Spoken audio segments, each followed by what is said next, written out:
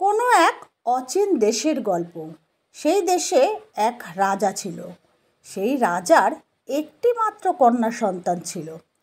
কন্যা সন্তানকে রাজা ভীষণ ভালোবাসতেন এবং যা আবদার করত তাই যেখান থেকে পারুক এনে দিতেন। একবার রাজকন্যা বায়না ধরেছিল তার একটা কথা বলার পুতুল লাগবে।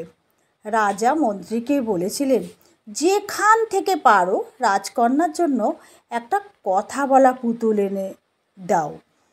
মন্ত্রীমশাই পাত্র মিত্র সকলকে হুকুম করলেন কথা বলার পুতুল আনতে। অনেক খোঁজাখুঁজির পর একটা পুতুল এনে দিলেন।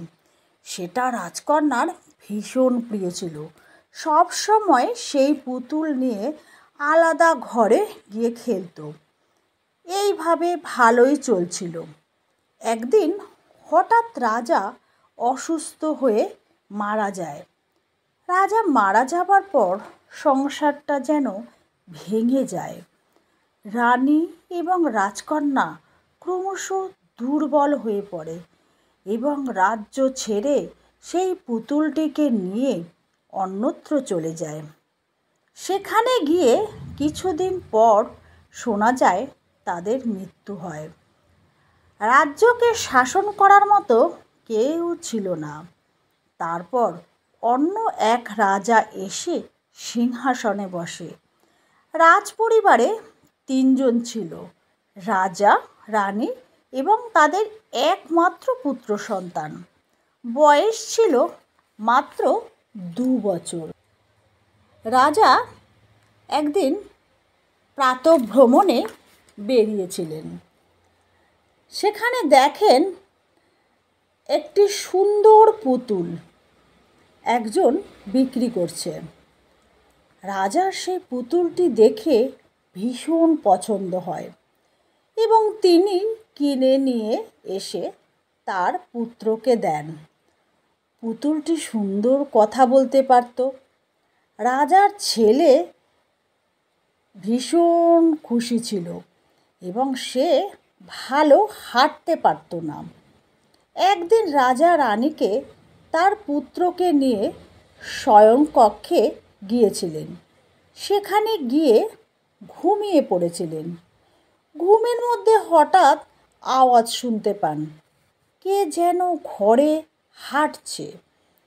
রাজা ঘুম ভেঙে চারিদিকে তাকান, কিছুই দেখতে পান না। তারপর বিছানার দিকে চোখ পড়তেই তিনি দেখেন তার ছেলে বিছানায় নেই। তিনি রানীকে ডাকেন। রানী তড়িঘড়ি উঠে দুজনেই খুঁজতে থাকেন। মনে মনে ভাবেন তার ছেলে হাঁটতে পারে না, অথচ কীভাবে বিছানা ছেড়ে উঠেছে। খোঁজাখুঁজি করতে করতে পুরনো একটা বন্ধ করা ঘর থেকে তার ছেলের আওয়াজ আসতে দেখেন। তিনি সেখানে গিয়ে দেখেন তার ছেলে সেখানে পড়ে আছে মরা অবস্থায়। তিনি পুতুলটিকে সেখানে দেখেন এবং ওই পুতুলটি ভূত ছিল এবং পুতুলটি রাজ্যে কোনো বাচ্চা জন্মালে তাকে বাঁচতে দেবে না, এই কথা বলে উঠল। এই কথা রাজাকে বলেছিলেন।